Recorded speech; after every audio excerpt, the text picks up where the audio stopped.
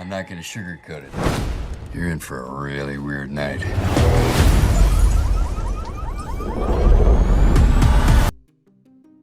Some trailers introduce a movie, others introduce a warning, and then there are trailers like good luck, have fun, don't die, the kind that feel like someone is whispering, pay attention. This one's going to get weird. When I first hit play, I expected a standard sci-fi action setup. Instead, what I got was a full-speed collision of time travel, chaos, a horror, Gore Verbinski madness, and some of the most bizarre comedic timing I've seen in years. And if you're here already, don't even think about scrolling away. Trust me, this one deserves your full attention.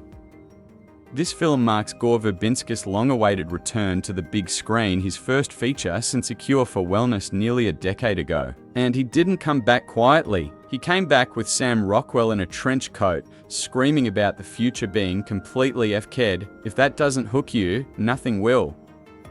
The trailer opens inside a packed diner. People are minding their own business, coffee, pancakes, conversations, when suddenly a strange man bursts in wearing clothes that look like he raided a retro-futuristic thrift store. That man, played by Sam Rockwell, claims he's from the future. A future where humanity has collapsed because of AI. A future so catastrophically broken that he had no choice but to travel back and recruit a random group of strangers to help him prevent the apocalypse. His pitch? Not exactly convincing. His delivery? Chaotic. His mission? Very possibly insane. And yet, somehow, you want to follow him.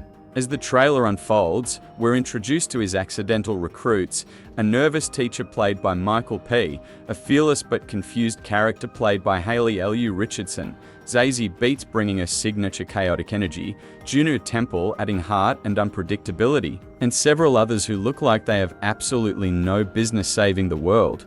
And that's exactly what makes this cast work. Verbinski chose personalities, not archetypes. People who look real, flawed, unprepared. Which, if we're being honest, is probably how all of us would behave if someone from the future told us we needed to prevent humanity from getting deleted.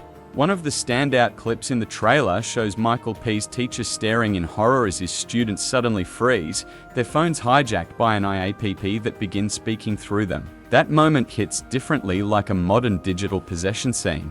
And as reality starts to fracture, the imagery becomes increasingly unhinged, blood splattering onto a birthday cake, city infrastructure collapsing in glitch-like distortions, people losing control of their senses. And finally, in what might be one of the most unforgettable shots of the year, a massive toy-like object falls from the sky and crushes a car. If you're wondering how a film can mix apocalypse terror with absurdist humor, Verbinski has done it before. Pirates of the Caribbean balanced supernatural world building with constant comedic chaos. But this time, the stakes feel more modern, more personal, because the film is tapping directly into one of the biggest real-world anxieties of our time, developing faster than anyone can regulate it. Hollywood has already lived through the beginning of that tension. In 2023, I was at the center of contract negotiations during both the SAG-AFTRA and WGA strikes. Actors demanded protections against digital replicas. Writers demanded restrictions on AI-generated scripts.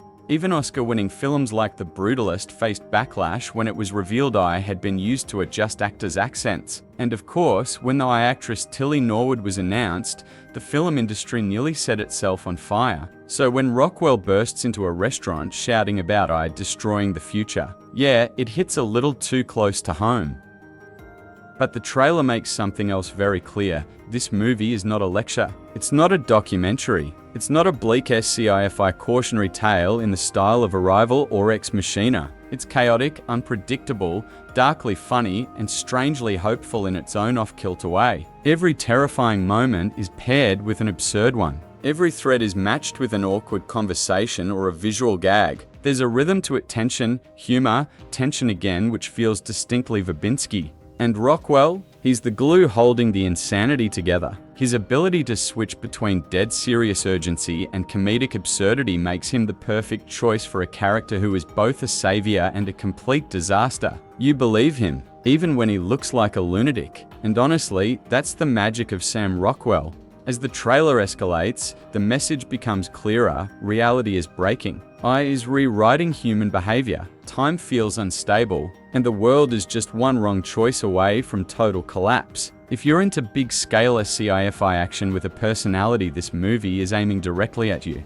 And here's where I really want your thoughts. Are sci-fi apocalypse comedies your thing? Do you like your future stories terrifying, or do you prefer a dose of humor to take the edge off? Drop a comment below. Seriously, your reactions help shape which films we deep dive next on Screen Radar. By the final moments of the trailer, with Rockwell yelling, "The revolution starts tonight," you can't help but smile a little. It's chaotic, it's unhinged, it's completely unpredictable, and honestly, that might make it one of the most refreshing sci-fi releases of the decade. So add good luck, have fun, don't die to your watch list. This one looks wild, and stick with me because we've got a lot more insane trailers to break down, and trust me, you won't want to miss what's coming next.